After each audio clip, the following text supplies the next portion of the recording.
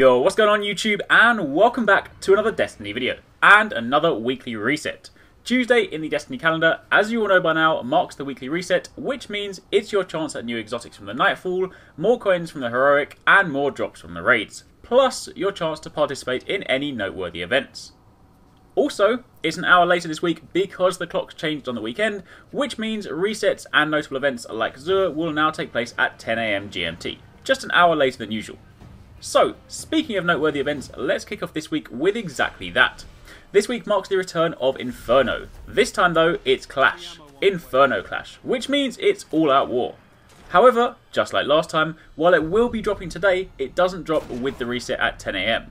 It will instead drop at 11 AM Pacific time, which means that's around 7 PM BST or GMT for those of you in the UK.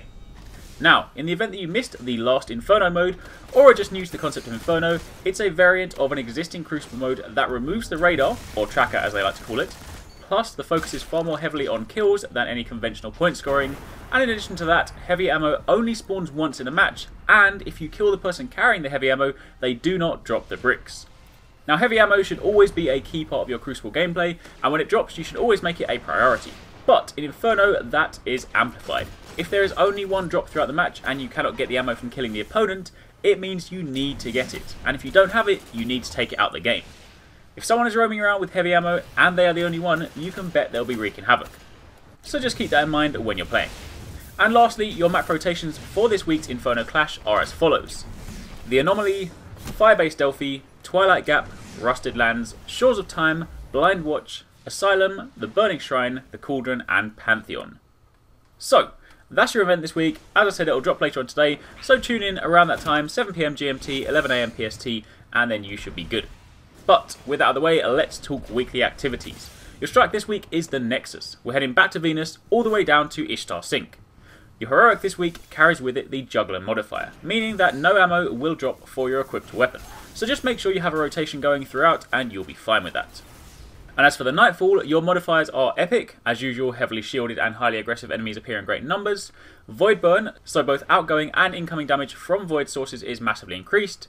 Angry, so minions of the darkness won't flinch even after massive damage. And Juggler, so again, rotate your weapons to keep the ammo drops coming. So, Void Burn. Can be a bit of a pain on this one, but take your time and you'll be alright. But what about recommendations?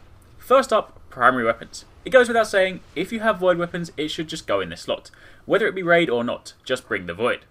Personally, something like ATHEON'S Epilogue is always good, especially for burning down Minotaur's shield and health bars. And if you plan to fight the boss up on the ledge, then you'll need to deal with them. Alternatively, you have something like Word of CROTA, which is what I'll be using. As for the secondary front, Swordbreaker is such a great weapon to use this time round.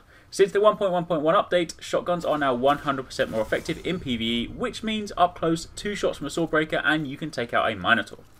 Aside from that, carry some sort of solo option to deal with the shielded shanks in the first room, and then that should be it for your secondary loadout.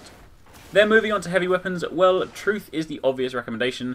Upgraded, it can pack a bunch, and that tracking can come in mighty handy. But, particular gun recommendations aside, just remember whenever there is a burn, your elemental weapons should take precedence over anything else. So raid weapons aside, grab your Void loadouts and you should be good to go. And with that, that brings me to the end of this video. Hopefully you guys found it helpful, and as always, if you did, don't forget to leave a like and hit that thumbs up button down below, and if you're not already part of the Arekkz Gaming Nation, then hit that subscribe button so you don't miss a single video. Let me know in the comments down below what you guys are going to be running with this week as your loadout, and if you have run the strike already, then let me know what you got as your rewards. Thank you very much for watching, take it easy, catch you next time, peace out.